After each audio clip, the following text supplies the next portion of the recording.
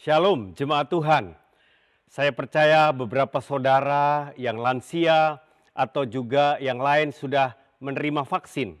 Saya pribadi dengan Pak Billy juga sudah divaksin dan setiap Bapak Ibu mungkin menunggu gilirannya untuk divaksin. Kita rindu, kita boleh lebih baik lagi, lebih maksimal lagi di dalam segala aktivitas kita. Dan hari ini sesuatu yang sangat penting saya mau bagikan kepada setiap Bapak Ibu jemaat Tuhan, yaitu kita mau mengulang kembali, bahkan kita mau mempertajam dan menyingkapkan apa langkah-langkah kita ke depan dalam bentuk visi dan misi daripada gereja kita, Abalaf, KTC, dan JGC.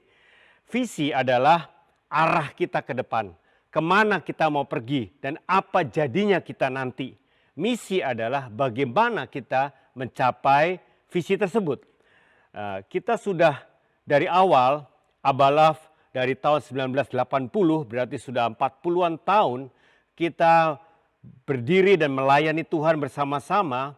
Kita sudah menerima visi bersama, yaitu menjadi murid Kristus melalui komunitas sejati yang memancarkan gerakan kasih Bapa Surgawi untuk menghadirkan kerajaan Allah di dalam setiap bidang kehidupan.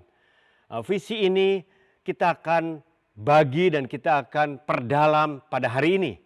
Ya saudara, kalau saudara perhatikan, visi ini kita bisa bagi dalam 3 bagian. Yang pertama adalah amanat agung, kata kuncinya adalah build. Ada 2 build yang kita akan pelajari. Kemudian bagian kedua adalah amanat rasuli, atau kata kuncinya adalah equip.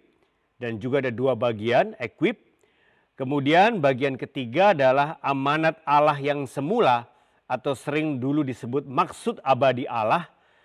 Kata kuncinya adalah send. Dan juga ada 2 bagian send yang kita akan pelajari, saudara. Nah, kita akan mari masuk satu persatu. Bagian pertama adalah amanat agung, menjadi murid Kristus melalui komunitas sejati. Mari kita lihat ayatnya di dalam Injil Matius pasal ke-28 ayat 19 dan 20. Karena itu, pergilah jadikan semua bangsa muridku. Bagian pertama ini adalah visi yang Tuhan berikan bagi setiap kita, murid-murid Kristus, untuk kita pergi dan menjadikan semua bangsa, suku bangsa, semua orang menjadi murid Kristus, saudara. Bukan sekedar jadi orang percaya, tapi menjadi murid-murid Kristus. Kemudian dilanjutkan, dan baptislah mereka dalam nama Bapa dan Anak dan Roh Kudus. Jadi ini dijelaskan bagaimana menjadi murid, yaitu dengan membaptis mereka dalam nama Bapa dan Anak dan Roh Kudus. Selama ini kita mengerti baptislah dengan baptisan selam. Tetapi pengertiannya lebih daripada itu, saudaraku. Di dalam versi IMB dijelaskan, oleh karena itu pergilah jadikan semua bangsa muridku dengan membaptis mereka ke dalam. Perhatikan ya, bukan sekedar dalam nama, tapi ke dalam nama Bapa dan Putra dan Roh Kudus. Diteguhkan di dalam 1 Korintus pasal 12 ayat ke-13 dari versi IMB juga, sebab oleh satu roh kita semua, baik orang Yahudi maupun Yunani, baik hamba maupun orang merdeka, telah dibaptis ke dalam satu tubuh dan semuanya telah diberi minum dari satu roh. Jadi kata dibaptis, membaptis itu ke dalam, artinya kita diselamkan, disatukan, digabungkan ke dalam tubuh Kristus. Kita percaya Allah Bapa, Anak dan Roh Kudus adalah komunitas surgawi. Dan Allah ingin komunitas surgawi itu hadir di bumi lewat kita, gereja Tuhan. Yang disebut tubuh Kristus. Jadi ketika kita jadi murid Kristus, caranya kita hidup di dalam tubuh Kristus. Kita hidup di dalam keluarga rohani. Kita hidup di dalam suatu komunitas di mana kita boleh saling berakuntabilitas. Jadi inilah komunitas sejati yang Tuhan mau kita hidup di dalamnya, saudaraku. Kemudian lanjut ayat ini adalah, dan ajarlah mereka melakukan segala sesuatu yang telah kuperintahkan kepadamu. Jadi caranya kita ketika hidup di dalam tubuh, di dalam keluarga rohani, di dalam komunitas sejati, para murid diajar untuk melakukan, bukan sekedar mengetahui. Berarti kita menekankan gaya hidup, hubungan kita dengan Tuhan dan kepada firman, gaya hidup penyembah dan pelaku firman. Ini yang menjadi perbedaan antara murid Kristus sekedar dengan orang percaya.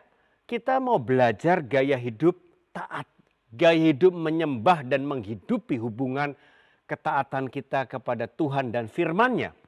Lalu janjinya, dan ketahuilah aku menyertai kamu senantiasa sampai kepada akhir zaman.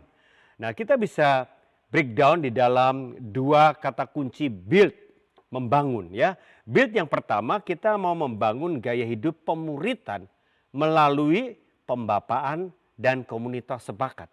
Tadi disebutkan kita hidup dalam tubuh Kristus, keluarga rohani, komunitas sejati. Ya, keluarga rohani terdiri dari bapak, ibu rohani atau orang tua rohani dengan anak-anak rohani. Nah, saudara, yang pertama kita belajar tentang pembapaan, hubungan antara bapak rohani dengan anak rohani. Kata bapak dipakai bukan untuk sekedar gender pria, tetapi fungsi bapak, bisa pria, bisa wanita. Terambil dari 1 Tesalonika pasal kedua ayat 11 dan 12. Kamu tahu betapa kami seperti bapak terhadap anak-anaknya. Telah menasihati kamu dan menguatkan hatimu seorang demi seorang. Dan meminta dengan sangat supaya kamu hidup sesuai dengan kehendak Allah yang memanggil kamu ke dalam kerajaan dan kemuliaannya. Rasul Paulus berkata kepada jemaat Tesalonika, dia sebagai bapak rohani, dan kepada para pemimpin jemaat Tesalonika sebagai anak-anak rohani, ada hubungan yang dalam. Dikatakan dia menasihati, menguatkan seorang demi seorang, bahkan berani meminta dengan sangat supaya mereka hidup dalam kehendak Allah. Ini hubungan bapak rohani dengan anak rohani. Saya rindu setiap jemaat Tuhan dibapai untuk kemudian membapai, saudara. Ya, kemudian yang lanjut adalah komunitas sepakat, hubungan kita sebagai anak dengan saudara kita, persaudaraan atau persahabatan rohani. Ya, Matius pasal 18 ayat 18 dan 19. Aku berkata kepadamu, sesungguhnya apa yang kamu ikat di dunia ini akan terikat di surga. Dan apa yang kamu lepaskan di dunia ini akan terlepas di surga. Dan lagi aku berkata kepadamu, jika dua orang daripadamu di dunia ini sepakat meminta apapun juga, permintaan mereka itu akan dikabulkan oleh Bapakku yang di surga. Jadi saudara, ada kuasa yang begitu dahsyat di muka bumi ini yang disebut kuasa kesepakatan. Ketika kita di dalam komunitas sepakat, bersepakat saudara, kata kuncinya. Ini dimulai dari setiap bapak ibu sebagai keluarga. Suami istri adalah komunitas sepakat pertama. Di mana setiap hubungan pernikahan suami istri adalah komunitas sepakat, komunitas kerajaan Allah yang dahsyat, saudaraku. Dan kemudian kita di gereja, kita juga memiliki hubungan persaudaraan, pria dengan pria, wanita dengan wanita yang membentuk komunitas sepakat. Dikatakan 2-3 orang yang sepakat meminta apapun juga. Dia bisa mengikat di bumi, akan terikat di sorga. Dia bisa melepaskan di bumi, akan juga terlepas di sorga. Kata mengikat di sini dalam tradisi rabi-rabi di zaman waktu itu, mereka mengikat artinya mereka melarang, saudara. Ada kuasa melarang ada perceraian di muka bumi ini, melarang ada kriminalitas di muka bumi ini. Kemudian melepaskan, itu kata membolehkan, mengizinkan ada pemulihan terjadi di muka bumi ini. Ada pertobatan terjadi di muka bumi ini, saudara. Di sorga semua tersedia akan jadi di bumi seperti di sorga. Otoritas kerajaan Allah ada pada komunitas sepakat. Oleh sebab itu, selain setiap jemaat Tuhan dibapai, setiap jemaat juga memiliki komunitas sepakat. Saudara berdoa, memilih teman kompak saudara. Dan kemudian saudara membangun suatu gaya hidup saudara. ini bukan event acara saudara, yang seperti coba komsel seminggu sekali, tetapi hubungan yang lebih mendalam, hubungan sehari-hari saudara dengan komunitas sepakat saudara. Ini lebih daripada sekedar komunitas sel ya. Yang kemudian saudara bisa lihat, perhatikan seperti begini gambarnya saudara. Jadi kita dibapai, ada bapak rohani kita, dan kita sebagai anak rohani kita punya hubungan peer dengan saudara rohani kita atau disebut kompak. Itulah akuntabilitas kita sehari-hari. Ketika kita masih bayi rohani, maka hubungan bapak dan anak ini lebih intens. Tapi ketika kita mulai bertumbuh, maka hubungan kita dengan saudara kita yang lebih intens. Bukankah itu terjadi di dalam keluarga secara jasmani? Ketika orang tua yang sudah atau baru memiliki bayi, pasti intens orang tua dengan anaknya, bukan? Tapi ketika anak kita sudah semakin besar, maka kakak beradik yang lebih intens sehari-hari, dan orang tuanya tidak perlu rawat seperti bayi, saudara. Dan bahkan kalau kita sudah bertumbuh dewasa, kita pun menjadi bapak lagi kepada anak rohani atau jiwa baru yang kita menangkan, saudaraku. Ini suatu proses yang kita rindu setiap jemaat ada di dalamnya ya. Dan Rasul Paulus juga memiliki hubungan sepakat ya, Paulus dengan Barnabas.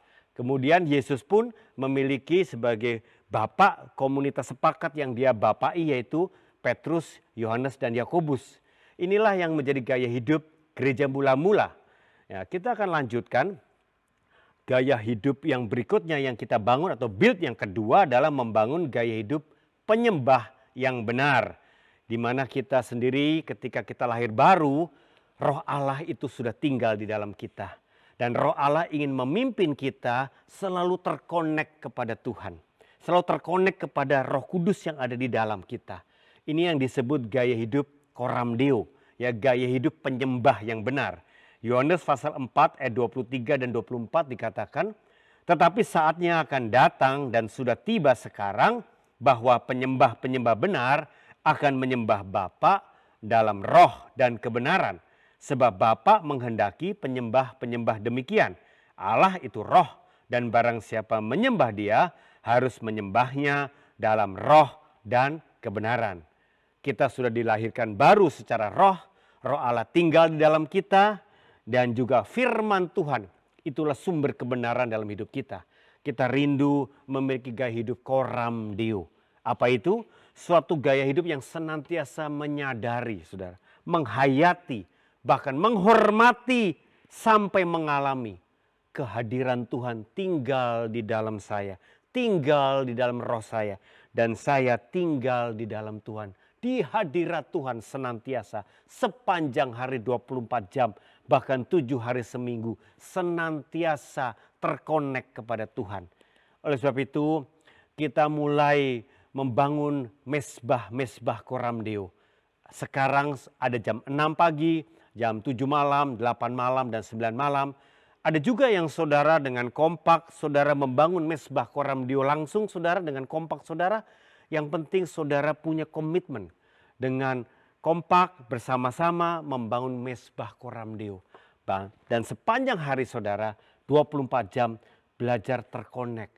Saudara peka akan suara Tuhan. Saudara ingat Tuhan senantiasa saudara. Sehingga saudara tidak tergoda, terjebak oleh segala godaan-godaan dunia. Karena saudara selalu dipimpin Roh Kudus sepanjang hari saudara. Jadi inilah yang menjadi ciri-ciri setiap murid Kristus. Kemudian kita akan masuk kepada bagian kedua dari visi misi kita, yaitu komunitas sejati yang memancarkan gerakan kasih Bapa Sorgawi. Kata kunci di bagian kedua ini adalah equip. Ini adalah amanat rasuli. Ya.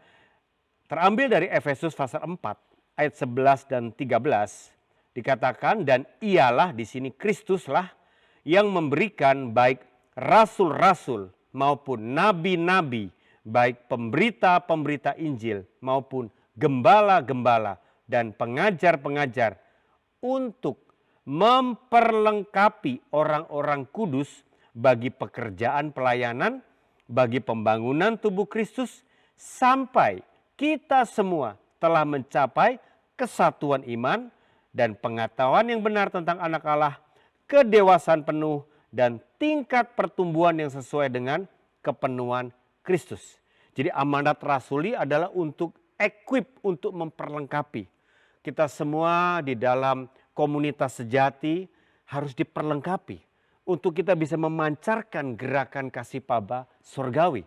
Ya, di sini dikatakan ada 5 karunia jawatan pelayanan.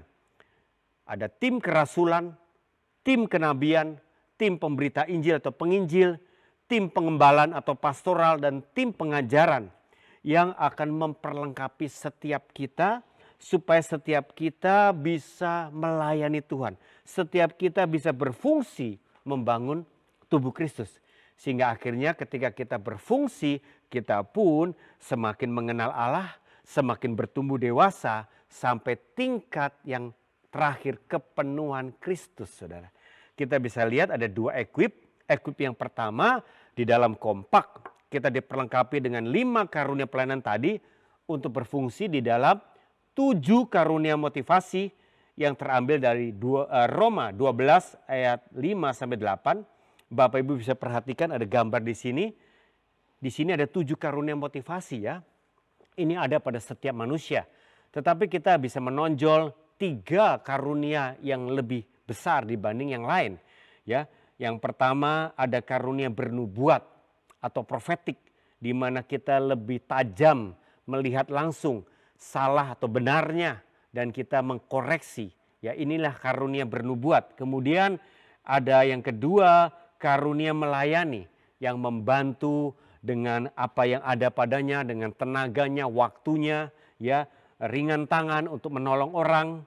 Kemudian yang ketiga, karunia mengajar, saudara, di mana membina setiap jiwa baru dengan pelajaran-pelajaran seperti SPK, memperlengkapi supaya setiap kita bisa berfungsi, ya, mengajarkan kebenaran. Kemudian yang keempat adalah karunia menasihati, dalam hal ini penginjilan, kita bisa membawa jiwa baru, sahabat baru datang untuk mengenal Tuhan.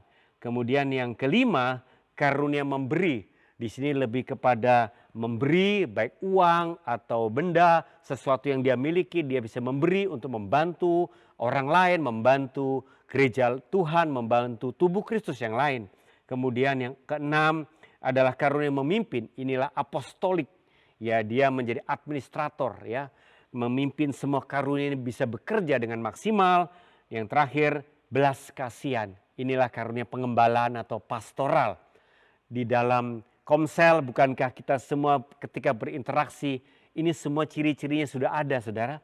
Tapi saudara bisa dibantu dengan assessment yang kita miliki di gereja, ya, calling driven life.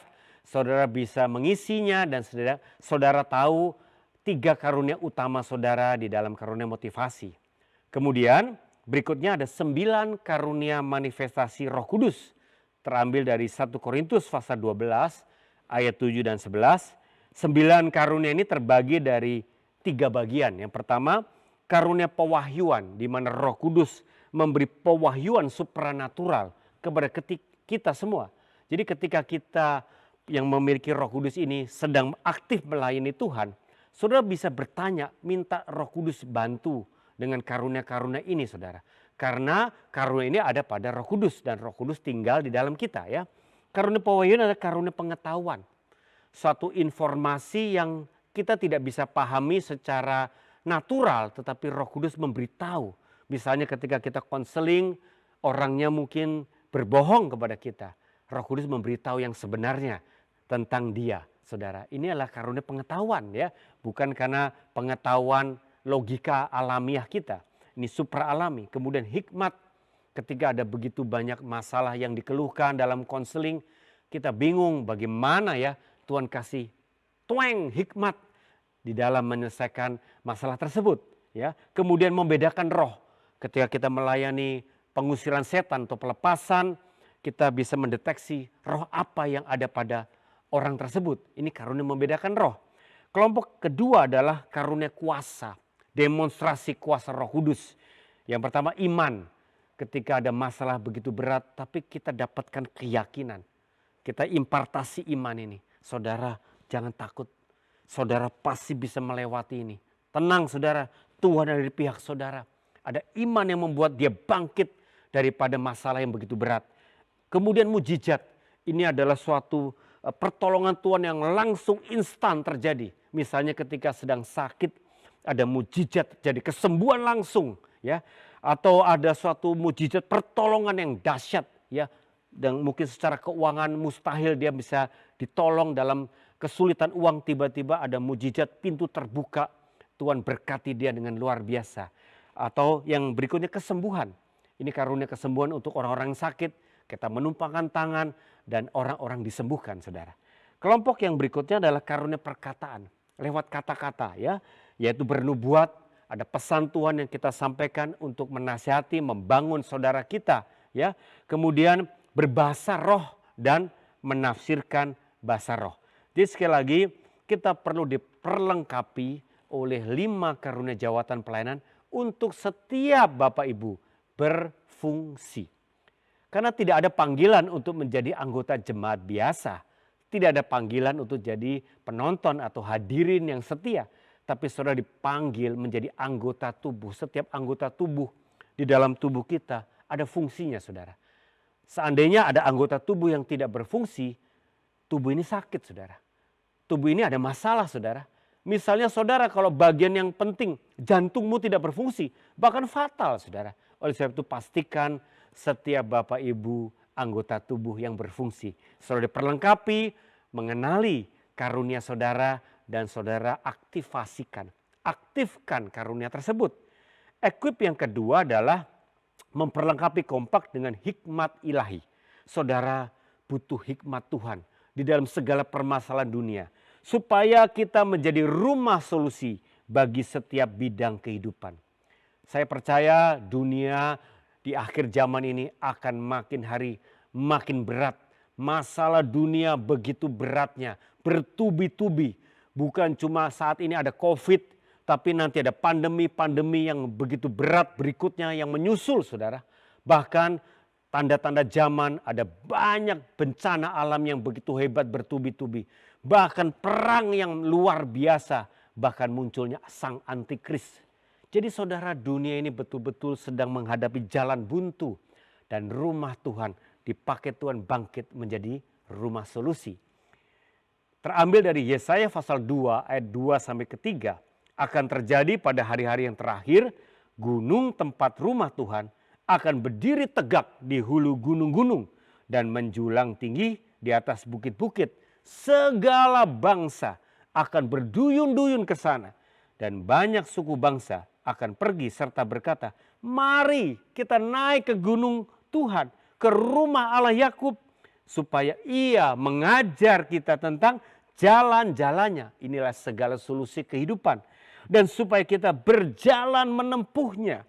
Sebab dari Sion akan keluar pengajaran dan firman Tuhan. Ini adalah hikmat-hikmat Allah dari Yerusalem. Sion dan Yerusalem adalah gereja Tuhan. Jadi gereja Tuhan akan penuh dengan hikmat. Saudara, kita rindu sekali setiap saudara diperlengkapi dalam berbagai bidang kehidupan. Dalam bidang keluarga, pernikahan, banyak keluarga-keluarga yang diambang perceraian. Suami yang selingkuh, istri yang selingkuh, KDRT, ya begitu rumitnya di masa-masa pandemi ini. Dan akan semakin parah, saudara. Kemudian mendidik anak.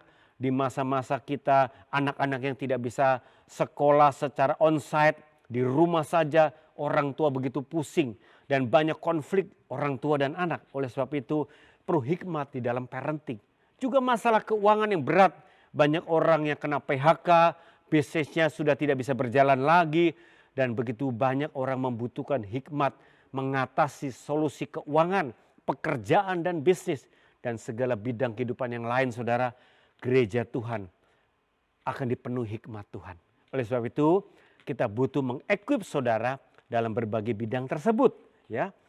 Kemudian kita akan masuk di bagian terakhir atau bagian ketiga dari visi misi gereja Tuhan, yaitu untuk menghadirkan kerajaan Allah di dalam setiap bidang kehidupan. Ini adalah amanat Allah yang semula atau dulu terkenal dengan maksud abadi Allah. Kata kuncinya adalah send.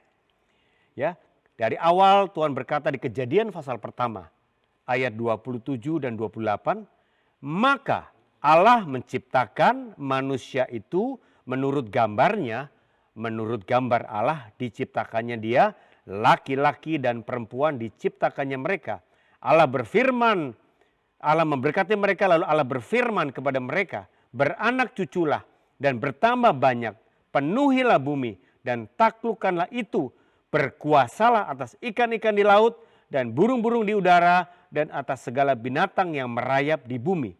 Jadi dari awalnya, dari semulanya Tuhan menciptakan kita untuk kita bisa bermultiplikasi dan memenuhi bumi. Kita tahu bumi dikuasai oleh kerajaan iblis. Ketika Lucifer memberontak kepada Allah, dia dibuang ke bumi ini, ke dunia ini. Dan kita diciptakan, Adam Hawa diciptakan ada di bumi ini di suatu tempat Taman Eden. Dan kemudian rencana Tuhan untuk Adam Hawa bermultiplikasi, beranak cucu, bertambah banyak dan ekspansi memenuhi bumi dan mengalahkan musuh utama kita yaitu kerajaan iblis, saudara. Kita berkuasa menaklukkan dia, kita berkuasa memenuhi bumi, menghadirkan kerajaan Allah di bumi seperti di sorga. Dan pengenapannya ada di dalam Wahyu pasal 5 ayat ke-10. Dan engkau telah membuat mereka menjadi suatu kerajaan dan menjadi imamat bagi Allah kita. Dan mereka akan memerintah sebagai raja di bumi. Jadi saudara, di kitab Kejadian ini rencana Allah. Dan di kitab Wahyu adalah pengenapannya. Kita tahu manusia pertama Adam Hawa jatuh dalam dosa. Tetapi amanat Allah yang semula tetap harus terlaksana. Ketika Yesus Kristus mati di kayu salib, menebus dosa-dosa kita. Dan dia bangkit membawa kemenangan bagi kita. Sekarang kita semua jadi anak Tuhan kembali. Kita semua dikembalikan kepada rencana awal. Untuk kita melaksanakan amanat Allah yang semula ini. Saudara, saudara dipercaya Tuhan otoritas kerajaan.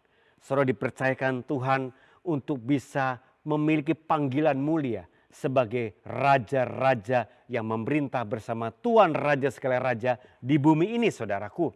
Ya, sen yang pertama di mana kita bersama kompak-kompak itu kita mengutus atau diutus ya untuk menjangkau jiwa-jiwa, saudara. Kita bersama kompak up, in dan out. Nah, ini adalah outnya, saudara.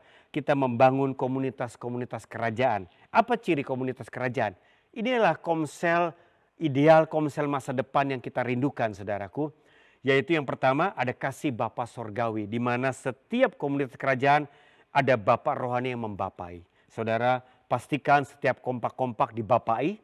Kemudian ada kebenaran firman Kristus. Di mana kita semua diperlengkapi dengan berbagai hikmat ilahi menjadi rumah solusi bagi dunia. Jadi komunitas kerajaan adalah rumah solusi itu sendiri. Dan kemudian yang ketiga kuasa Roh Kudus. Kita diperlengkapi dengan 5 karunia pelayanan tadi untuk berfungsi dalam 7 karunia motivasi dan 9 karunia manifestasi Roh Kudus. Jadi dalam komunitas kerajaan setiap murid Kristus sekali lagi berfungsi. Saudara diberikan karunia dan talenta. Saudara sudah punya Roh Kudus di dalam roh saudara. Apa alasan saudara untuk tidak berfungsi? Tidak ada lagi, saudara. Mari di saat ini kita bersama kompak kita, Tuhan percayakan jiwa-jiwa, saudara. Tugas kita di bumi ini untuk bisa menjangkau orang-orang yang belum mengenal Yesus Tuhan Juru Selamat kita, saudara. Kita menangkan dengan segala cara di mana kita penuh hikmat, penuh roh, saudara. Di dalam roh dan kebenaran Tuhan pakai kita jadi solusi bagi dunia yang terhilang ini. Saudara, kita melihat di sini Yesaya pasal 2 ayat 2 dan 3 itu menggambarkan rumah Tuhan di atas gunung menjunjung tinggi mengatasi segala gunung di dunia ini, saudaraku. Di dunia disepakati ada 7 gunung atau 7 bidang, 7 domain. Yang pertama adalah bidang A. A di sini ada arts, entertainment, dan sports, saudara. Ini bidang seni, bidang entertain, bidang olahraga di mana banyak orang-orang yang bergerak dan menjadi terkenal, menjadi juara di bidang ini, saudara. Dan banyak iblis memakai bidang ini untuk menyesatkan banyak orang. Banyak film-film yang diproduksi dengan misi untuk bisa membawa orang terikat dengan berbagai dosa. Oleh sebab itu perlu tampil artis-artis, atlet-atlet rohani. Anak-anak Tuhan yang bisa berprestasi di dunia seni, di dunia hiburan, di dunia olahraga, menjadi terang, menjadi panutan, menjadi idola, menjadi teladan bagi dunia ini. Bidang yang kedua, B, bisnis, marketplace, finance, ekonomi. Ini bidang di mana kita merebut segala dunia keuangan bagi kerajaan Allah.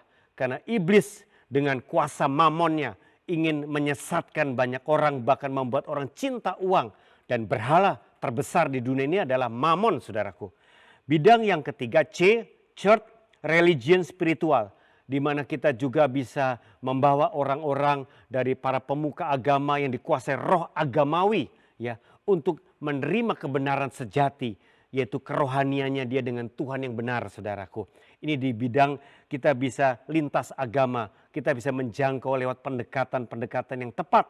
Kemudian yang D adalah digital media and communication. Kita tahu saat ini di dunia internet, dunia sosmed, ini dunia yang sangat-sangat berpengaruh.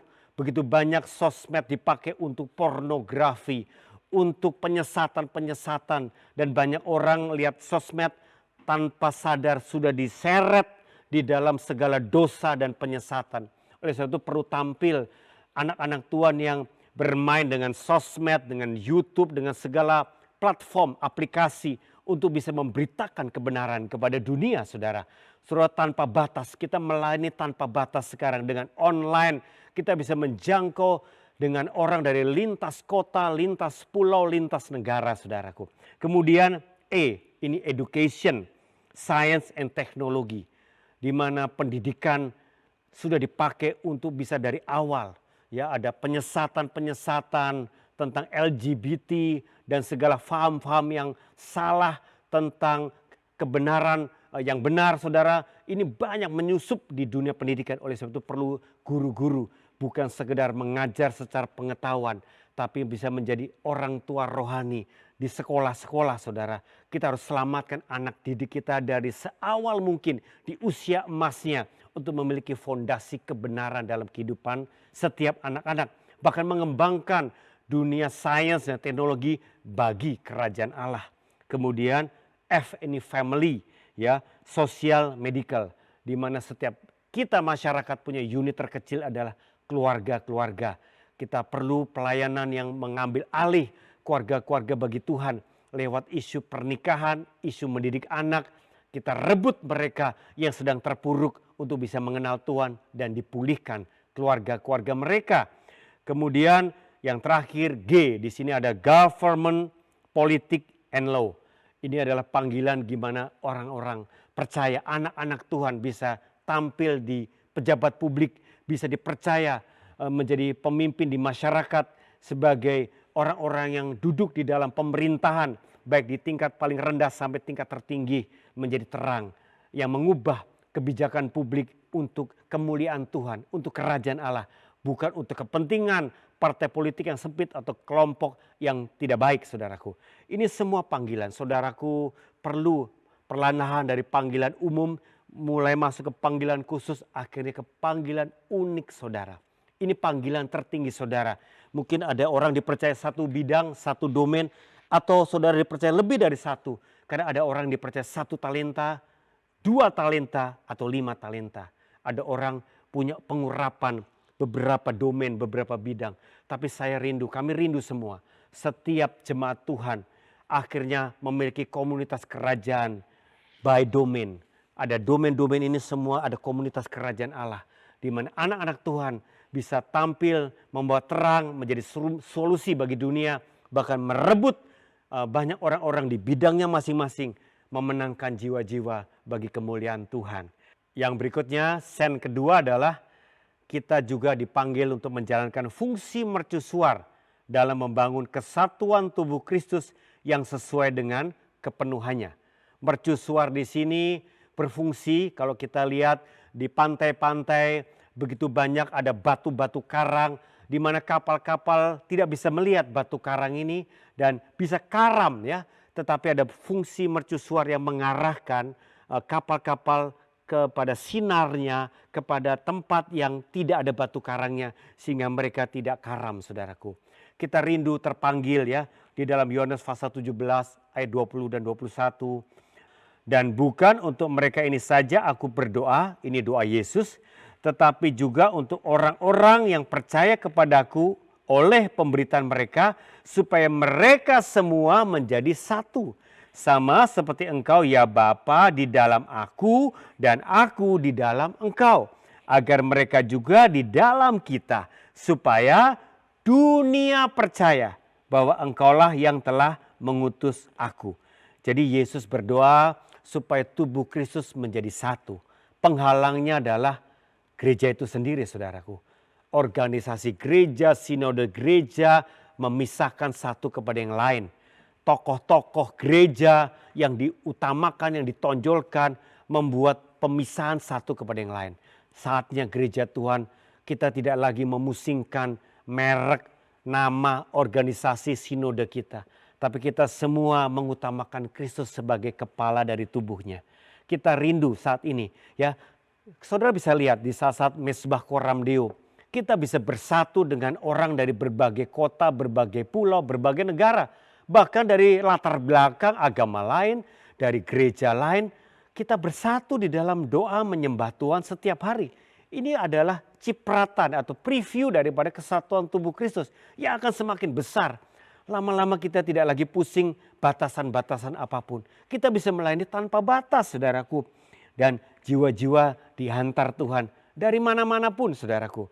Dan Efesus pasal 1 ayat 23, jemaat yang adalah tubuhnya, yaitu kepenuhan Dia yang memenuhi semua dan segala sesuatu.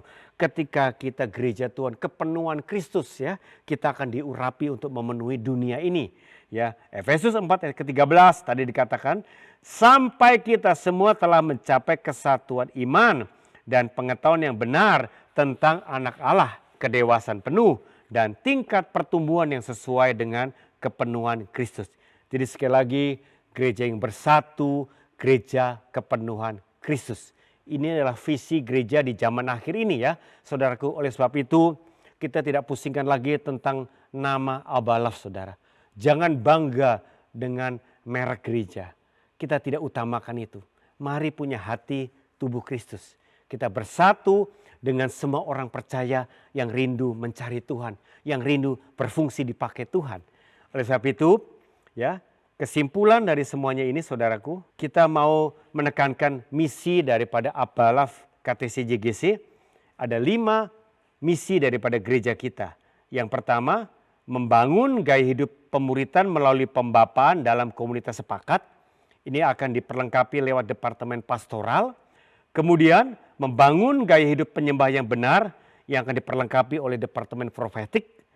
Yang ketiga, memperlengkapi komunitas sepakat menjadi rumah solusi bagi setiap bidang kehidupan yang akan diperlengkapi oleh departemen pengajaran, dan kemudian mengutus komunitas sepakat menjangkau jiwa untuk membangun komunitas kerajaan.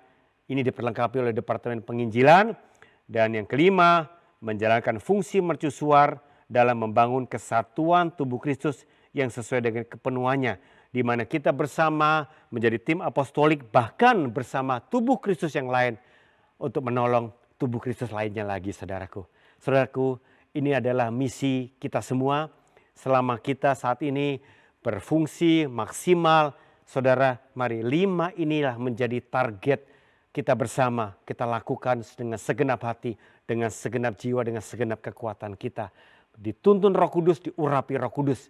Dan akhirnya saya rindu di tahun 2021 ini, saudara, kita memiliki suatu fokus gaya hidup Koram Deo dan kompak.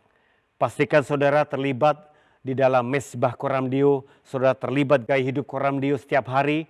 Kemudian saudara pun memiliki komunitas sepakat, saudara memiliki gaya hidup akuntabilitas bersama teman kompak saudara. Saya rindu saudara, setiap jemaat jangan ada yang tertinggal. Mari semua kita berfungsi sepanjang tahun 2021, bahkan saudara bermultiplikasi dengan jiwa-jiwa baru yang ditambahkan Tuhan di tengah-tengah kita. Tuhan Yesus memberkati. Mari kita berdoa. Bapa di sorga, Hamba dan para penatua sudah sepakat untuk membangun misi daripada gereja ini bersama jemaat Tuhan yang kau percayakan ya Bapa. Mari hamba berdoa bagi setiap jemaat Tuhan. Biarlah visi misi ini mulai kami renungkan, kami resapi, kami hayati, dan kami hidupi, kami alami di dalam keseharian kami sebagai orang percaya, sebagai murid Kristus ya Bapa. Hamba rindu Tuhan membawa setiap jemaat Tuhan memiliki hubungan dengan Tuhan yang dekat, intim, mendalam. Gaya hidup koramdio, gaya hidup komunitas sepakat. Kami rindu setiap jemaat Tuhan juga berakuntabilitas Tuhan di dalam komunitas sepakat. Hubungan di dalam terang Tuhan. Ya Bapa, kami rindu Tuhan. Mari bawa setiap umat-Mu Tuhan. Jangan ada yang tertinggal. Jangan hanya ada yang jadi penonton. Yang hanya melihat orang-orang lain bergerak. Tapi kami rindu setiap kami boleh terlibat di dalam kegerakan-Mu ya Bapa. Oleh sebab itu kami mau teguhkan firman-Mu hari ini. Visi misi dari gereja-Mu ini lewat perjamuan kudus-Mu ya Tuhan. Mari jemaat Tuhan, kita siapkan roti yang sudah saudara ada di dalam rumah masing-masing saudara. Angkat roti ini saudara. Inilah tubuh Kristus saudaraku. Ketika kita lahir baru, kita menjadi manusia yang baru. Kita disatukan di dalam tubuh Kristus, di dalam keluarga rohani. Lewat pengorbanan Yesus, tubuh Kristus di kayu salib, kita menjadi manusia baru di dalam Kristus. Kita disatukan bersama tubuh Kristus, ikut tersalib. Manusia lama kita ikut tersalib. Dosa-dosa kita sudah disalibkan, ditanggung oleh Kristus Yesus saudara. Dan Yesus pun dikuburkan dan Yesus bangkit. Kita juga bangkit menjadi ciptaan yang baru. Mari saudaraku, saudara manusia baru. Ketika engkau ikut sehidangan dalam perjamuan kudus ini saudaraku. Saudara tahu, saudara sudah ditebus. Saudara manusia baru, ciptaan yang baru. Terima kasih Tuhan, kami tidak mau lagi hidup di dalam dosa, ditipu oleh dosa. Kami sudah dikuduskan, kami sudah dibenarkan, kami sudah diampuni. Terima kasih Tuhan, dengan kami makan tubuh Kristus ini, kami mau selalu connect kepada Engkau sebagai kepala. Terima kasih Bapa, di dalam nama Yesus Kristus kami makan dengan iman. Mari saudara, saat ini saudara angkat anggur ini saudara. Darah Kristus telah tercurah bagi kami Tuhan. Darah Kristuslah menjadi pengampunan bagi kami, menjadi perlindungan bagi kami. Darah Kristus menjadi kuasa untuk kami mengalahkan musuh-musuh kami. Oleh darah anak domba kami mengalahkan segala tuduhan, segala serangan iblis yang mau menggoda, mau menyerang segala kehidupan kami. Oleh darah Kristuslah kami bangkit, kami menang, dan kami selalu hidup di dalam kasih karunia-Mu ya Bapa. Oleh sebab itu mari kita minum di dalam nama Tuhan Yesus Kristus.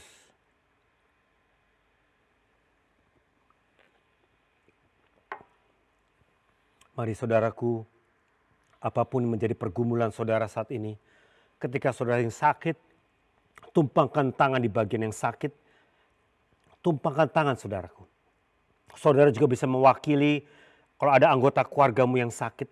Mari bersama tubuh Kristus kami sepakat Tuhan.